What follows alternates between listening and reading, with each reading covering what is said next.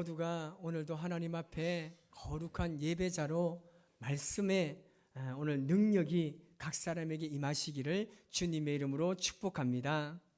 오늘 자매의 고백입니다.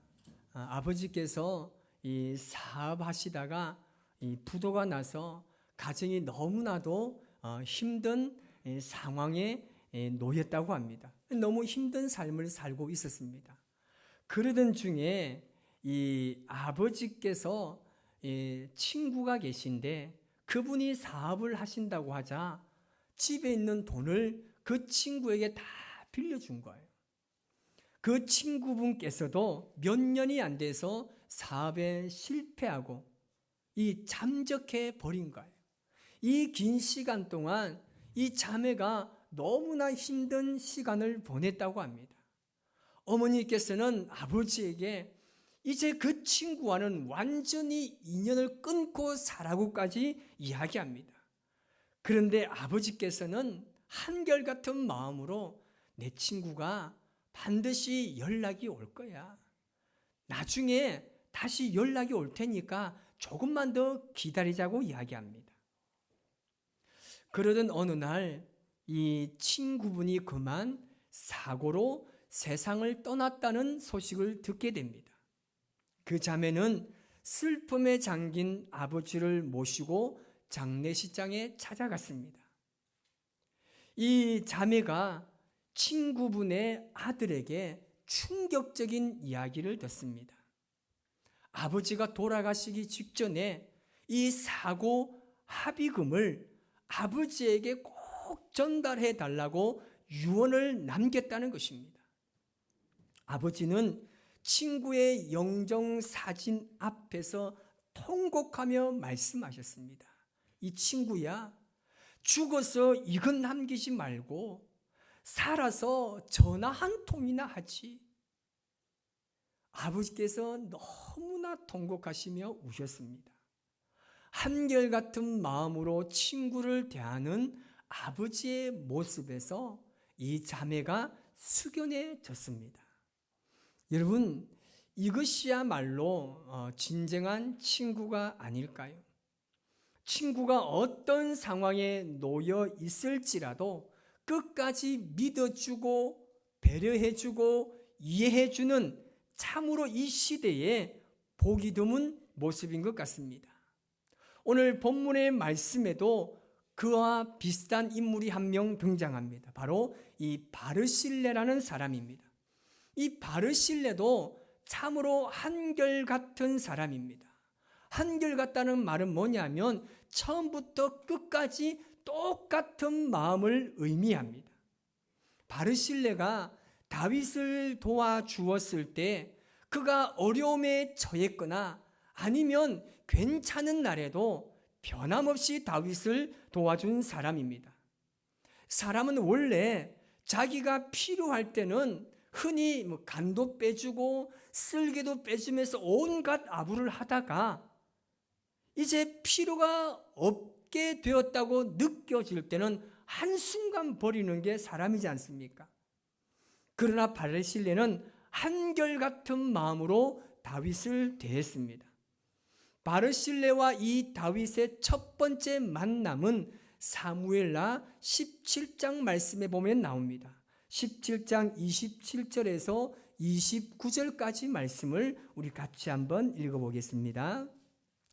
다윗이 마하나임에 이르렀을 때 암몬 족속에게 속한 라빠 사람 나하스의 아들 소비와 로데벨 사람 암미엘의 아들 마길과 로골림 길르앗 사람 바르실레가 침상과 대야와 질그릇과 밀과 보리와 밀가루와 볶은 곡식과 콩과 팥과 볶은 녹두와 꿀과 버터와 양과 치즈를 가져가 다윗과 그와 함께한 백성에게 먹게 하였으니 이는 그들 생각에 백성이 들에서 시장하고 곤하고 목마르겠다 함이더라. 아멘.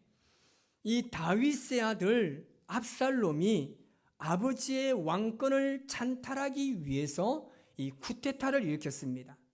다윗은 아들을 대항하지 않았습니다.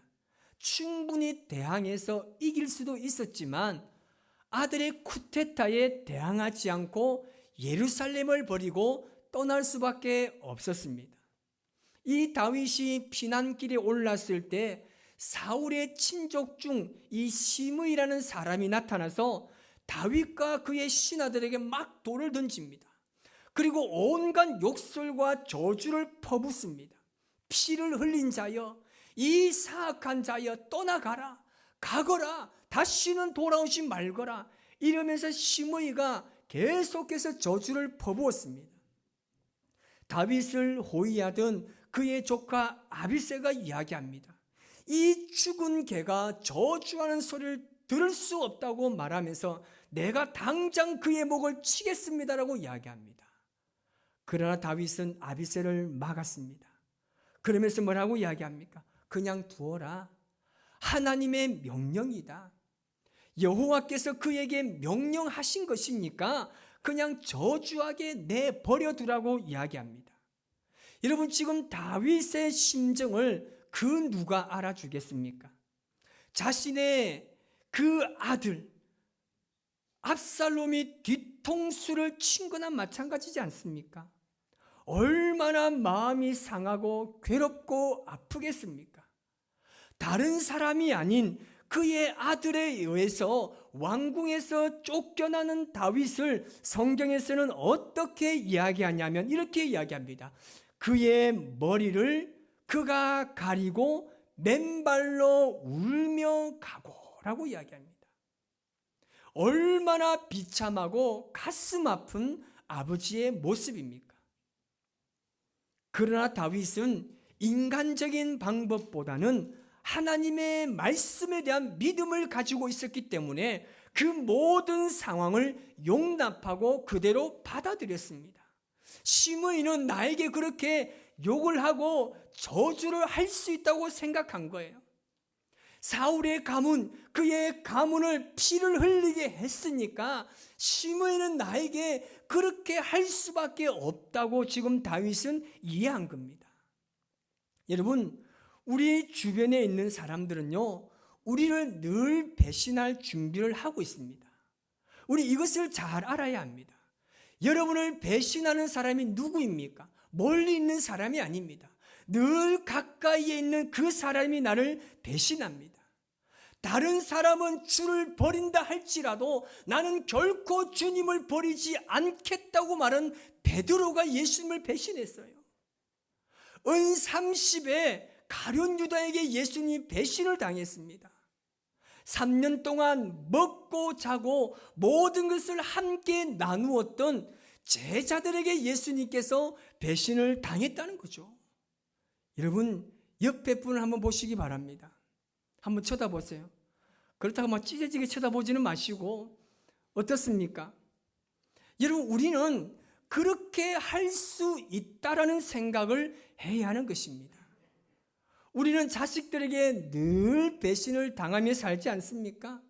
먹여주고 재워주고 얼레고 달래고 길러줬더니 이제 자기 스스로 살아갈 수 있는 나이가 되니까 서울로 가버리는 거예요. 연락도 안 해요. 제 이야기가 아닙니다. 오늘날 우리 자녀들이 그런 것 같아요. 막 얼레고 달래고 아파서 눈물 흘려서 키워줬더니 이제는 저끼리 알아서 마음대로 좋다고 잘 살아요. 요즘에 명절 때도 찾아오지 않는다고 그러더라고요. 얼마나 우리가 많은 배신을 당하고 있습니까? 그럼에도 불구하고 우리가 사랑하는 자녀이기 때문에 괜찮은 거예요. 그렇게 할 수 있다고 생각하니까 충분히 이해할 수 있는 것입니다. 아무리 자신에게 저주의 말을 퍼붓는다 할지라도 다윗은 하나님의 말씀에 대한 한결같은 사람이었기 때문에 참아낼 수 있었던 겁니다. 그런 다윗에게 하나님께서 누구를 만나게 하십니까? 바르실레라는 사람을 만나게 하십니다. 바르실레는 다윗과 그를 따르는 사람들에게 여러 가지 먹을 것과 필요한 것을 다 제공해주고 공급해줍니다. 사실 여러분, 이 바르실레가 나이가 80인데 그가 이렇게 행동하는 것은요, 정말 위험한 행동입니다. 왜냐하면 만약에 다윗을 도왔다는 사실이 압살롬의 귀에 들어간다라면 바르실레가 보복을 당할 수 있기 때문입니다. 그런데 바르실레가 이 상황을 몰랐겠습니까? 알았습니다. 알고 있음에도 불구하고 이 다윗을 그가 도와주었던 것입니다.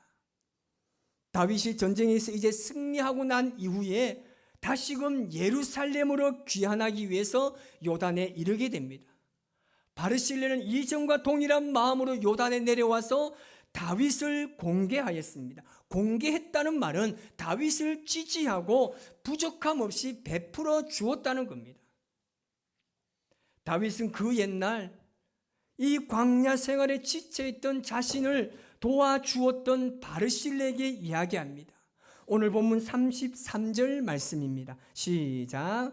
왕이 바르실레에게 이르되 너는 나와 함께 건너가자. 예루살렘에서 내가 너를 공개하리라. 아멘. 어떤 상황과 환경에 따라 대우하지 않고 한결같은 마음으로 자신을 도와주었던 바르실레를 향해서 다윗도 한결같은 마음으로 그를 대우합니다.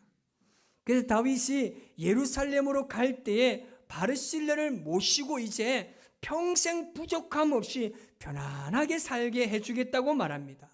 하지만 바르실레는 다윗의 요청을 거절합니다. 요청한 이유가 있었습니다. 본문 35절 말씀을 같이 읽겠습니다. 내 나이가 이제 80세라 어떻게 좋고 흉한 것을 분간할 수 있사오며 음식의 맛을 알 수 있사오리이까. 이 종이 어떻게 다시 노래하는 남자나 여자의 소리를 알아들을 수 있사오리이까. 어찌하여 종이 내 주 왕께 아직도 눈을 끼치리까. 아멘. 한마디로 늙었다는 거예요. 이제 음식을 먹어도 이것이 짠 음식인지 싱거운 음식인지 구분을 못해요.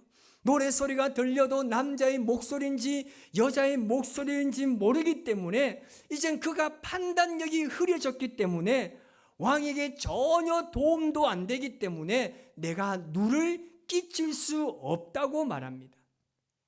지금 있는 이 자리에서 내가 여생을 보내다가 죽음을 맞이하게 되면 내 고향에 가서 부모의 묘 곁에 나도 묻히겠습니다 라고 이야기합니다. 그리고 이 거절의 의미는요, 자신이 왕을 도왔다는 것은 아무런 마음이 없었다는 거예요. 대가를 바라지 않고 내가 왕을 도와주었다는 것입니다. 당신은 나의 왕이고 나는 당신의 종이기 때문에 왕을 모시는 것이 당연하지 않습니까? 나는 당연한 일을 했을 뿐인데 나에게 이 같은 상을 베푸신다고 말하니 내가 정말 면목이 없다고 이야기한 것입니다. 바르실레는 하나님께서 주신 것으로 선용할 줄 아는 사람이었습니다. 이런 마태복음 25장에 가보면 나그네 된 자를 영접하는 자가 복된 자라는 말씀이 있습니다. 하나님께서 주신 것을요 흘려 보낼 수 있는 사람이 진정한 복된 자인 줄 믿습니다. 그래서 예수님께서도 너희가 어떤 잔치를 베풀었을 때 절대 부자나 권력자들을 초대하지 말라고 합니다. 오히려 가난하고 소경이고 절름발이고 이 과부들, 정말 힘든 사람들을 초대하라고 이야기합니다. 왜냐하면 내가 베푼 것을 갚을 수 없는 사람, 그 사람을 초대하라는 것입니다. 누군가에게 호의를 베풀었을 때 받기를 기대하지 말고 베풀라는 것입니다. 그렇지 않으면 괜히 섭섭한 마음이 생길 수 있다는 거죠. 내가 내게 어떻게 했는데 너는 내게 어떻게 나에게 이럴 수 있느냐는 차라리 이런 말을 할 바에야 호의를 베풀지 않는 것이 나은 것입니다. 여러분, 부자라고 해서 다 후한 것이 아닙니다. 그리고 가난하다고 해서 다 인색한 것도 아닙니다. 이 세상에 가장 가난한 사람이 어떤 사람인지 아십니까? 나누어 줄 마음이 없는 사람이 가장 가난한 사람입니다. 우리에게 늘 잘못된 고정관념이 있습니다. 많이 가지고 있으면 부자고 많이 가지지 않으면 가난하다고 판단하는 것입니다. 그런데 여러분, 성경에서는 절대 그렇게 말하지 않습니다. 디모데전서 6장 7절 8절 말씀을 같이 읽겠습니다. 우리가 세상에 아무것도 가지고 온 것이 없음에 또한 아무것도 가지고 가지 못하리니 우리가 먹을 것과 입을 것이 있은즉 족한 줄로 알 것이니라. 아멘. 족하다는 말이 뭡니까? 충분하고 만족하다는 뜻입니다. 여러분, 먹을 것과 입을 것이 있는 것만으로 여러분 만족해 하십니까? 아멘 안 하는 이유가 뭡니까? 그래도 뭔가 내가 누릴 수 있는 뭔가가 있으면 좋겠다는 것 아닙니까? 정말 말씀이 현실과 너무 다르게 느껴진다는 거예요. 이런 말씀이 현실과 다르게 느껴진다는 것은 우리가 말씀에 대한 확신이 없기 때문입니다. 많은 것을 누리며 살 수 있는 그 어떤 것들이 내 삶에 채워져야 한다는 생각이 여전히 내 삶에 지배적이기 때문입니다. 여러분, 세상 사람들은 먹고 마시는 것으로 만족하지 않습니다. 더 많은 것을 가져야 한다고 이야기합니다. 그래서 때로는 이웃에게 적지 않는 피해를 입힐 수도 있습니다. 그러나 그리스도인들은 먹고 마시는 것으로 감사해야 합니다. 아멘 좀 하시기 바랍니다. 아멘. 먹고 마시는 것으로 감사하시기 바랍니다. 여러분, 그리스도인들이 세상 사람들과 똑같이 살아서는 절대 세상을 변화시킬 수 없습니다. 세상은 먹고 마시는 것 만족하지 못한다고 말할 때 우리는 먹고 마시는 것만 있으면 만족합니다. 충만합니다. 이런 고백을 할 수 있어야 합니다. 바르실레가 그 당시 부자였지만 그는 주의 이름으로 나누는 삶을 살았습니다. 그는 한결같은 마음으로 다윗을 대했던 사람입니다. 바르실레가 이 다윗을 어디까지 생각하는 사람이었냐 하면 모든 요구에 거절당한 다윗의 입장까지도 그가 생각하고 있었습니다. 그래서 바르실레는 그의 아들 김함을 다윗에게 부탁합니다. 19장 37절 하반절 말씀 같이 있습니다. 그러나 왕의 종 김함이 여기 있사오니 청하건대 그가 내 주 왕과 함께 건너가게 하시옵고 왕의 처분대로 그에게 베푸소서 하니라. 아멘. 여러분, 여기서도 바르실레의 겸손을 우리가 확인할 수 있습니다. 자신의 아들이 혹시나 다윗에게 누를 끼치게 될까봐 자신의 아들을 왕의 종으로 여기고 은혜를 베풀어 달라고 부탁하고 있습니다. 여러분, 일반적으로 자기 자식을 부탁할 때 더 좋은 자리, 더 높은 권력의 자리에 앉혀주기를 원합니다. 그러나 바르실레는 그렇게 하지 않았습니다. 다윗은 김함을 데리고 요단을 건너갑니다. 그리고 김함에게 베들레헴 근처에 있는 땅을 주고 그 땅의 이름을 게롯 김함이라고 지명하였습니다. 우리 39절 말씀을 읽고 마치도록 하겠습니다. 39절입니다. 백성이 다 요단을 건너매 왕도 건너가서 왕이 바르실레에게 입을 맞추고 그에게 비니 그가 자기 곳으로 돌아가니라. 아멘. 지금 이 시대에도 바르실레와 같은 마음을 가진 사람이 많이 있다면 참으로 좋은 세상이 될 것입니다. 우리 모두 바르실레와 같이 한결같은 마음으로 주님을 섬기시기 바랍니다. 한결같은 마음으로 우리 성도 간에 서로 사랑하며 서로 배려하고 서로 이해하며 잘 섬겨주시기를 바랍니다. 그 마음이 있을 때 교회는 아름답게 세워져 가는 것입니다. 여러분, 제가 오늘 찬양에 이 가사를 한번 읽어주려고 합니다. 잘 모르는 찬양이지만 한번 가사를 한번 보시기 바랍니다. 나의 평생에 가장 복된 일은 내가 예수님을 만난 것이라. 나의 평생에 가장 잘한 일은 내가 예수님을 주로 섬긴 것이라. 이 세상 살 동안 내가 걷는 이 길이 때론 험하여서 넘어질 때도 주의 강한 손이 나를 붙드시니 나는 예수님만 주로 섬기며 살리라. 나는 주를 섬기는 것에 후회가 없습니다. 내가 걸어온 모든 시간 다 주의 은혜니 내가 걸어야 할 모든 날도 주만 섬기며 살리 오직 예수 이름 부르며 살아가리라. 여러분, 우리 모두가 예수님 안에 살아갈 때 서로가 배려하고 이해하고 격려하며 살아갈 때 우리 안에 온전한 그리스도의 사랑이 이루어질 줄 믿습니다. 이 시간 우리 찬양으로 다 같이 고백하며 나아가시기를 바랍니다.